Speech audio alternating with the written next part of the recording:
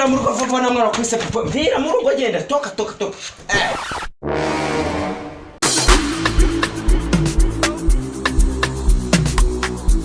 Salama Jeff. Ukisimama.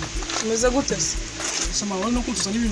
Kwa sababu kumvanga ibikini bikimane so amwe uyu mujya kumenya ukamoje bawale kintu yanya kukubwira. Uzi nubyambayeho. Ni ibiki sema? Utukigwana nabo nasubira mu rugo. Wapi sina koje. Nose ngewe papa menyenda muje. You think say they wine? Aninga se go power ide na papa ni ide yo man. Papa ona yakuca umujije bye rwose yagukubita atakurangiza.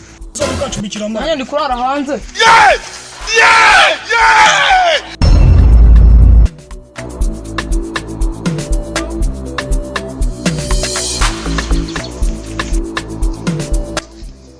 Imeze bite bad boy we? Cyanyire mana ninje ngo ngume yanzu tu.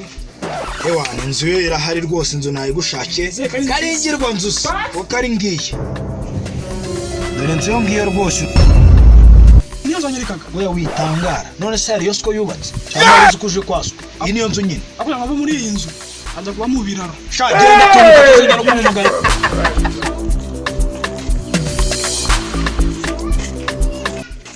Nigute sema? Senanzo aturangira ko twabuzaho. Mwabuzaho muba? Tuba mu rwo. Tugiye waturangira inzu rwose. Abuzi hako shashi. Hako haryo zinzi hari. Harakazu keza hasigati ya magaro garafishije neza kameze fresh. Mujye gose amugabo yayiba uziko ni nziza ute. Abo ngo nuzi ko kagamana mu nzu nziza reka ranzu niyo yambere mu Rwanda. Uko yabimeze kose twebwe n'inzu dushaka.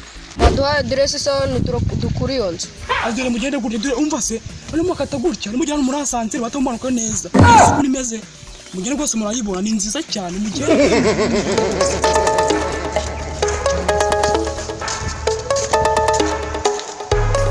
Nuwo batubwira gukodesha inzu. Umva se ninjye uri gukodesha inzu. Dose mane mukene inzu cyane bya bindi bya wa muntu uvuye hano uri kunzengeza. Ngenzo yanjye ngiyi muri kuyibona dore ngiyi. Aho kurara mu kiraro twarara muri inzu ahubwo se tuvugane. Uraducangara.